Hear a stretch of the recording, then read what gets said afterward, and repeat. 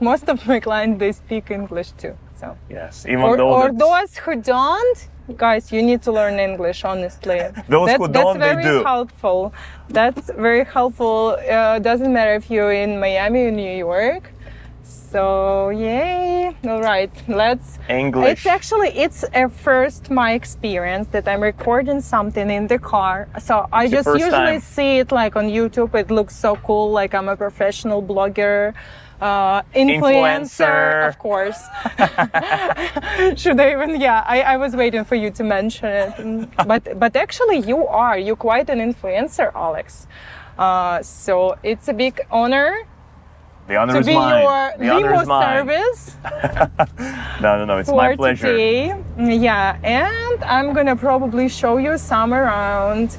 And we're also gonna talk about, of course, the hottest topic of all times, real estate. Real estate. Ooh. Where, in Miami or in New York? I have so many questions because it's going to help me to understand the logic of New Yorkers. Yeah, because you're already killing it in real estate in Miami by selling luxury apartments to New Yorkers. So you might know more than I do. Yeah. It's actually, it works like a puzzle. So that's what I definitely is interested because all my life is a learning experience. Everyone's life. It's a learning but curve. Still, like I just had a conversation with one of the ladies. She just got her real estate license and she was choosing the brokerage. And I'm like, listen, it may be a good idea to start with some large company with extensive, courses and all educational track items. records. And she was like, but I already got my license. What should I learn? I'm like, what do you mean? So, and here because also I'm a real estate broker, so technically I can take agents, I can employ agents, but I'm like, no, this is the point where I understand. Yeah. We have like just our roads are just so different. Yeah. So do you run your own team or like you work on your own? Yes. I have my broker, which is at the same time my team, and they do have their own business. And some of the things that definitely we are sharing, and big part of it, of course, is a new construction business. Nice. Right. Nice. I have a question because you were flying here and I saw you made a post about the transaction that you closed after like 18 months. 18 months. And I commented like hard work. So my question is, what do you think is the longest that took from the point that you contacted your client first till the closing? Was it the longest, or it is something that you like lasted even longer than well, this one was definitely one of the longest because this was the transaction where I represented the seller, and it all started with a cold call. I was just doing a bunch of cold calls to expired listings. Expired listings, I mean, most people know it's when someone put on sell the apartment and you have the data, you have like the database, and then next day you call them and you say, oh, is this apartment still off the market? And then they were like, off the market. Maybe they don't know that it's off the market, or maybe there's a reason why it's off the market. And so you basically start, talking to them, building relations, pitching, your company or your team, and then hopefully you'll get a listing. Maybe you won't, maybe you will get it later. So in this case, it took me another 6 months to get the listing and another 1 year to sell the listing. Wow. We had 3 contracts that didn't, materialize to anything. Was it a co-op? It's a co-op. It's I understand. Is it just this is the craziest thing that could happen? You don't have it here, right, in Miami? What do you mean? Do you have co-ops in Miami? No, they do, but it works still differently than in New York. Okay. But when I hear we need to sell the co-op prior to buying here in Miami, I'm like, good luck. See you in the next life. Yeah. It's very dramatic usually, as I realized. Yeah, it's long, and like this is part of the reasons why like I work with co-ops as well, because I work a lot with sellers. I represent buyers and sellers, but I love working with sellers, and a lot of people wouldn't really work with co-ops because it's longer, it's harder, it's a lot of factors in this equation. So yeah, that's the reason. And then basically it took us 1 year to sell it. We had 3 different contracts like falling apart for some reason. New York in 2022, like at least second part of 2002, wasn't the best market. So we lost quite a few deals. And then the guy, I was begging him, please, the owner of the apartment, like, let's we need more time. Could you like extend our agreement? He extended the agreement twice. Did. Well, twice. Twice. Wow. Yeah. That only shows you as a definitely very patient, professional. Yeah, have a good team. And also, no, listen, there is the trust that you probably built with the seller is tremendous, and this worth all the money, not only in commission, but in the world probably. He just moved to Florida. Okay. Listen, I always open for referral business. Yes, definitely. He wanted to move to Florida. He needed to sell this apartment. I remember we closed it, I think like 2-3 days ago. And then, so he was like, finally, he was joking. He was like, finally, I'm rich. And I'm like, finally, you're free. Just go. You always wanted to go. Yay. Like, I can share also one insight from my early stage of the career. And I came to work for the broker. So it was like my very first day. And of course, as a new agent, I was always asking if the brokerage gonna give me some leads. And luckily for me, they did. And my very first day at work, I'm getting the lead. And he was like, oh, actually, my broker was like, actually, I just got the lead. Do you want to call him right away? I'm like, my heartbeat is insane. I'm like, yeah, of course, I want to call him right away. So it was just such a cold lead, basically. Yeah. But guess what? 1 year, 6 months later, I closed him. The very first So that makes call. 18 months. 18 months. Okay. Yeah. So that's why I thought I just like when I heard you, when I saw your post, I'm like, it's relatable. Okay, I can relate a lot. Nice. And it took me, listen, so it's two terms, like you can make like two pregnancies. Oh yeah, you can have 2 babies. Or you have twins, you can have 4 kids in this time. So we can continue to calculate. But Triplets. yeah, this is insane. But definitely, I sometimes appreciate this transaction a lot because this takes so much patience, so much trust. Yes. And so much efforts to put all this puzzle together for both the agent and the client, you know, to still keep working and luckily to end it happily. Oh, good work. All right. Actually, we are at Golden Beach. That is probably the most exclusive part of all South Florida. This one? Yes. Okay. All these palm trees and everything. I should be filming. You should be filming. Okay. Yeah. And a lot of celebrities and a lot of really big money here in Golden Beach. This building looks familiar. Yes, this actually Regalia. I think you guys. So our company has a $30 million penthouse. I just haven't been inside. Yeah. You know it, and I know it, of course. Everybody knows it now. But yeah, this is insane property. Basically, each apartment is. Each floor is actually an apartment, right? Wow, so you an apartment have per floor. your 360 views. So nowhere else probably. I mean, there are some buildings that can offer flow-through units, but the 360 situation, this is unheard of. Yeah, there was the issue with this unit. It was almost sold at some point, and then there was this one celebrity. She wanted to install like a dancing studio, and then the floor plan just didn't mean it. It was like really hard to do, and she wanted to like have a dancing pole and like space. Yes. And now like all girls in Miami, can I actually do it? Can I get it? Yeah.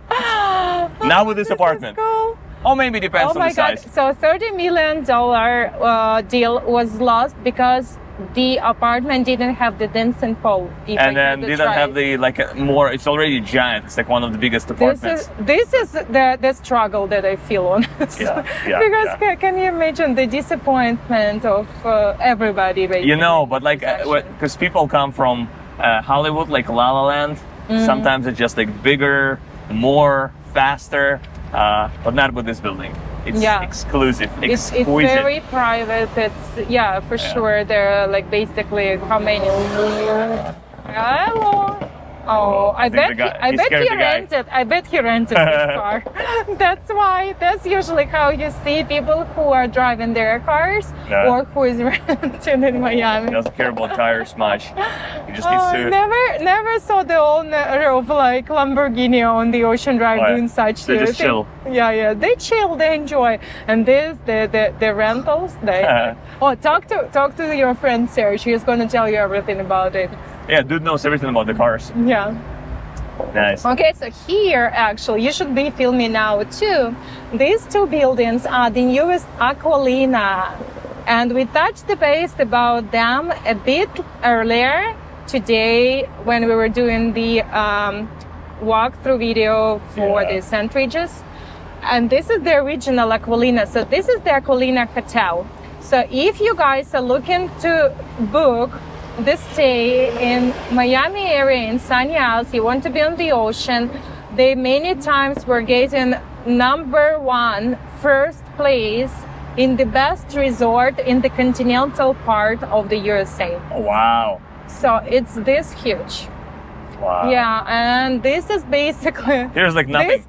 This is nothing. It's not actually, but this part, 174th Street, it's famous for its Winston Towers, and I guess it's there is an embassy of Russia here that it feels like there's so many of like Russian still speaking, around. people in all this building. The Russian embassy, the Russian like in New York, on the Upper East Side, it's like all red now. Like red paint. Oh, okay. The actual Russian embassy. It, no, because I was kidding. But yeah, this is pretty much Sunny Isles Beach, my playground. your turf. Yeah. Did we pass Porsche building? Yes. Already we did. So we can come back here again. In terms of architecture, I think the Muse is really interesting. This tall black building. Okay, so. They also have full floor apartments and they have half floor apartments. Okay. And they have fantastic balconies for the people, for your clients who may appreciate privacy versus amenities. Sergio. My man. Yay. I was thinking, who is filming us? Do they think we are celebrities? Because we are not really. Hello. Yeah, it's like it's a random guy. Yeah. And I'm like, okay, we're getting famous.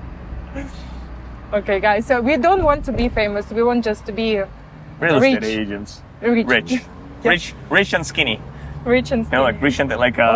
What would you prefer if there is a choice to be rich or to be skinny? Like, doesn't matter what you. I mean, can I be rich and hire a chef? I can be both for sure. Okay. But I can only be one thing. Well, still, it's like okay. It's one of my. When I was a bit younger, I thought like if I gonna get a superpower, I was considering two. Which ones? So first would be eat anything and not get fat. Oh yeah. And the number two is to heal people from disease that cannot be treated. So yeah, you can make a lot of money with this. You don't need to be rich. With the age, I would definitely go towards the second superpower I mentioned.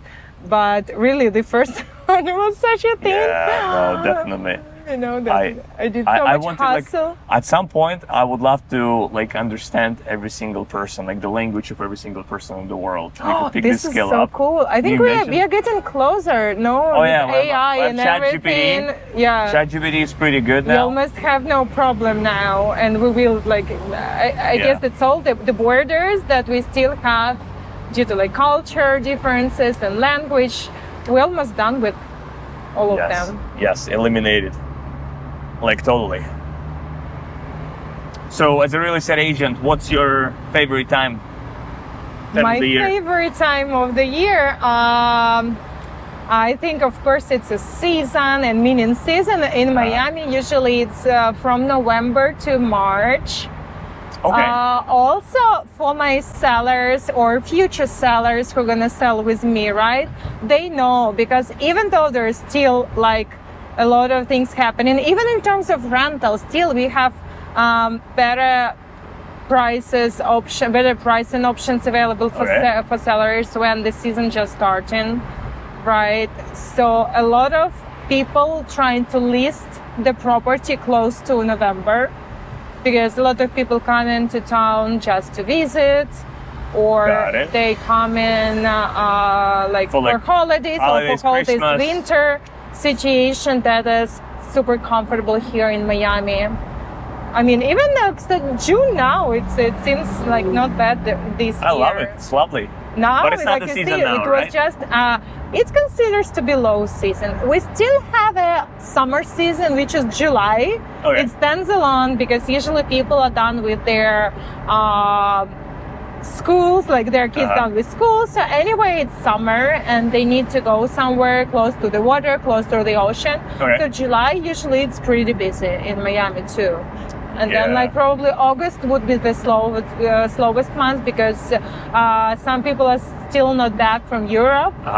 And some of the locals getting ready to school year. So we came here last year in the beginning of August. The city was empty, dead. And then we went to this place. It's in the beginning of Miami Beach South.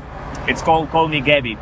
It's like a restaurant. Right, this is one of my favorites. Yeah? Usually, I mean, you have to book, right? You need to let them know in advance. But there was no one around. We just went there, and there's a few tables, but fewer people. You don't have a lot of people. And we were next to Ivanka Trump and Jared Kushner, really next to it. There was I think 2 tables between us. Did they give you a business card? So I wanted to. Or at least your number to call. Basically, I always annoy people. That was the only time. I remember my girlfriend, she was she's grieving because her mom just died. And she's like, Alex, just don't be you. Leave people alone for a little bit. You'll meet her next time, but the person is grieving. And I was like, all right, I don't want to be a car salesman this time. Yeah, I see. Actually, let's talk about it, because a lot of people, they let's be honest, they are annoyed by real estate agents, brokers. At what point do you think is okay and appropriate to reach out or to mention or how you actually do it? Let's say we meet, okay? Yes. You don't know me, I don't know you. We meet at the party or network. Well, networking is understandable. At the party, okay. At what point you start the soft selling yourself? So I never really sell. I basically just try to understand more about the person and connect, and then just mention that I'm in real estate. And then usually, I stay in touch with everyone. And in that way, you don't have to sell, but you do need to remind them that you sell real estate, because oftentimes someone wants to buy or to sell, and then whoever comes first on their mind is going to be their agent. So you do need to remind them. So basically, it's fine to be shameless, shamelessly advertising your business, but I prefer not to do it an annoying way. Classic. Well, we have social media, a whole social media for this. That changed the game, I think. But I never really sell stuff. And you do a lot of things in life, and you have all these interests and communities and stuff. I came to Miami today, and first thing in the morning at 5:30, I went to run with the local running club. Nice. And I met a lot of people, and there's this guy who said I own an apartment in financial district of Manhattan, and I'm planning to sell it. I don't really need I don't really need it. I don't want to move back. And so what do you think? What can it go for? Shall I sell? Shall I rent? And I never asked him about business for business or anything. He just mentioned that, and that's how we connected. Yeah, I agree a lot with you. And when I go out or on some events that not necessarily real estate, I honestly prefer not to talk about it. Definitely not to jump on people first, because there can be 2 scenarios. I don't want to be that much, salesman. Saleswoman. Saleswoman. And on the other hand, let's say if I ask and the person is really interested, I don't want also to spend all my evening explaining the real estate trends, which still it's my job a lot. But if I'm there for fun, like, or for some particular reason, Yes. Right? I'd keep my evening for myself, and then we can like connect and talk about real estate the very next day once I'm at office. Now we are getting closer to the world famous Bell Harbor shops and the St. Regis. They exist in St. Regis property that is functioning. The medium building right in between, and I'm gonna actually stop here. So I have more time. On the traffic light. Yeah, so this medium part is actually a hotel. Okay. This is St. There's Regis no windows. Bell Harbor. Well, because you just don't see it, because it's facing all the way towards the ocean. So all of the rooms here, they actually have the ocean view, because so they are facing. It goes deeper. Yeah, it goes towards. And these two towers are residential towers where actually people own apartments. And that's a very famous and popular choice. Because again, you're crossing the road, you're right at the Bell Harbor shops, which with numbers of restaurants, with the finest shopping. And by the way, this shopping mall is named as the most productive shopping mall in the United States. The more productive in terms of of sales per square footage, as I remember. I hope I remember right. Wow. So this is huge because you're not gonna find like any regular brands over there. Only top notch. Only in Miami. It's all Miami. That's true.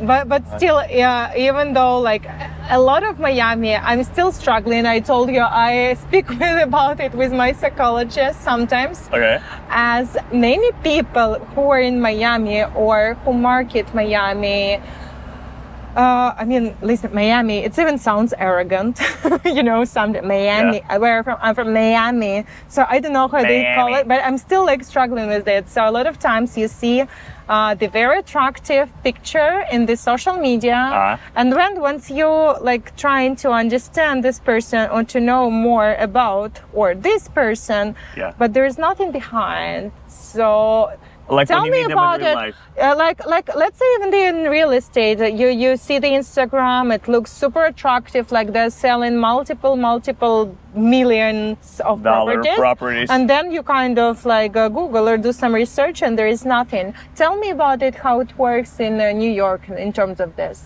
Let's gossip a little bit about our beloved real estate sphere. What are the type of professionals in New York? Like how you qualify who to work with, who to team up with?